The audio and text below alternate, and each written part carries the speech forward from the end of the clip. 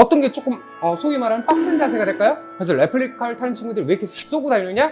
턴하려고 그런다는 거예요. 같은 성향의 바이크끼리 같이 가는 게 좋다. 근데 다른 성향의 차량이면 어느 누구 하나인가는 공사 또는 고통을 안고 갈 수도 있다.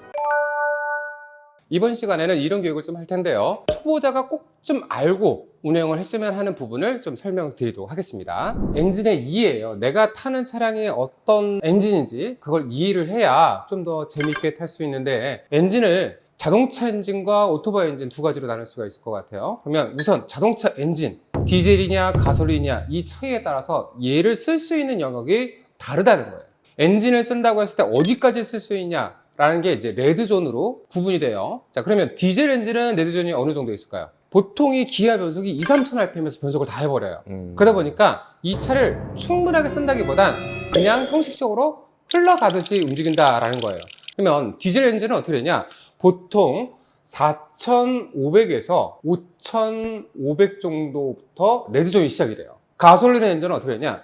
6,500에서 7,500 이 정도 선부터 레드존이 시작이 됩니다. 그러다 보니까 엔진이 디젤이냐 가솔린이냐에 따라서 내가 얘를 써먹을 수 있는 영역이 크게 차이가 난다는 거예요.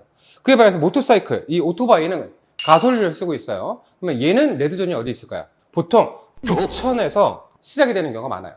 그러면 여기서 딱 봐도 오토바이는 어떻다? 엔진이 고회전을 쓴다. 그래서 자동차 엔진 오일하고 오토바이 엔진 오일이 좀 다른 거예요. 그 특성을 알고서 얘를 몰아야 재밌게 탈 수 있다는 거예요. 좀 전에 레드존에 대해서 얘기를 했어요. 그러면 얘를 출력을 어떻게 활용하면서 운전할 거냐라고 봐야 되는데, 예를 들어서 여기는 차량의 출력, 보통 HP, 여기는 RPM이라고 할 수 있어요. 분당 엔진 회전수인데요.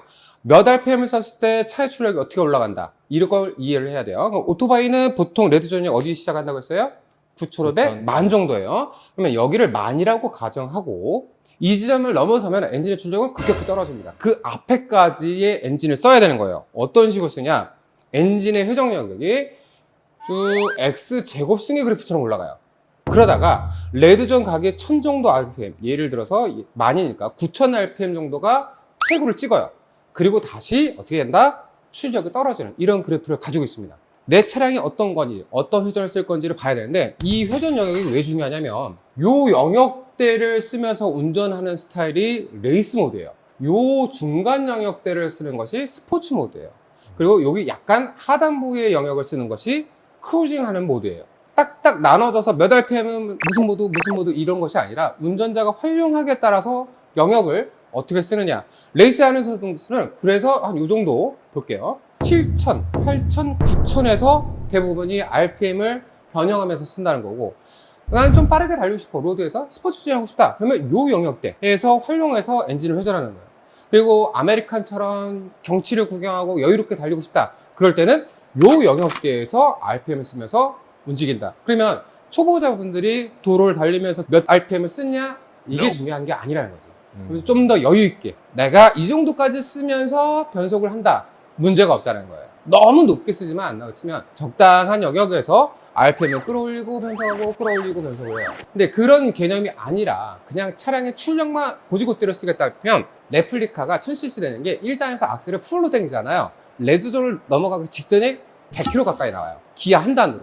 그렇게 쓰느냐, 아니면 내가 좀 더 러프하게 여유 있게 기아를 변속하면서 갈 것이냐, 그거는 본인의 성향에 따라서 다르다라고 말씀드릴 수 있는 거예요.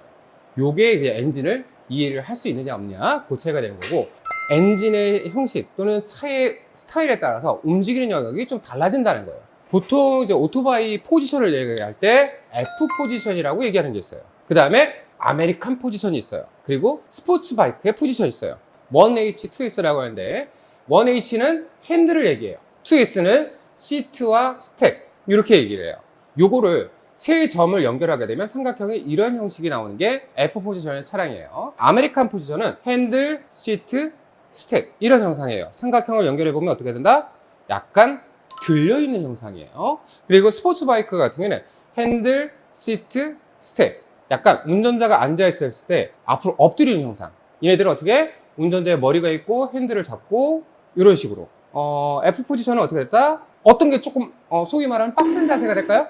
스포츠 바이크가 운전자가 조금 힘들어요. 이게 어떤 영향을 나타내냐면 이 차량이 달렸을 때 편한 영역대가 달라진다는 얘기예요. 예를 들어서 이런 F 포지션의 차량들은 80에서 120 정도의 속도를 달렸을 때 운전자가 가장 편안함을 많이 느껴요. 아메리칸들은 80 언더로 갔을 때 좀 편안함을 느껴요. 레플리카는 어떻게 되냐? 120 이상의 퍼포먼스를 가지면서 운행할 때 편한 거예요. 그래서 레플리카를 타는 친구들이 왜 이렇게 쏘고 다니느냐? 편하려고 그런다는 거예요. 그런 포지션을 이해를 하고 같이 투어를 가더라도 같은 성향의 차량끼리 같이 움직여야 투어가 여유로울 수 있다는 거예요. 어떤 사람은 스포츠 바이크를 타고 있는데 나는 이제 초심자야. 아메리칸을 타고 있어요. 그 사람을 쫓아가려면 어떻게 할까요? 힘들 수밖에 없다는 거예요. 같은 성향의 바이크끼리 같이 가는 게 좋다. 근데 다른 성향의 차량이면 어느 누구 하나인가는 공사 또는 고통을 안고 갈 수도 있다. 그러면 이 영역대 때문에 어떤 특성이 더 달라지느냐? 차의 제동 성능이 달라요. 아메리칸들은 80 언더로 달렸을 때 편한 차량이니까 그 정도 속도에서 브레이크 잡아도 돼 라고 하면서 브레이크 성능이 조금 잘 안 들어 이런 느낌을 들어요. 그게 바로 레플리카는 어떻게 돼요? 무지막지하게 쏘죠. 그걸 제어하기 브레이크 성능이 월등히 강하다. 그런 퍼포먼스 차이가 있기 때문에 똑같이 속도를 달려도 어떤 사람은 쓰지 못하고 밀고 가고 어떤 사람은 짧게 쓸 수도 있고, 그렇기 때문에 더더욱 같은 포지션의 차량들을 타는 것이 초보자한테는 좀 더 유리하고 안전할 수 있다 라고 말씀드릴 수가 있는 거예요.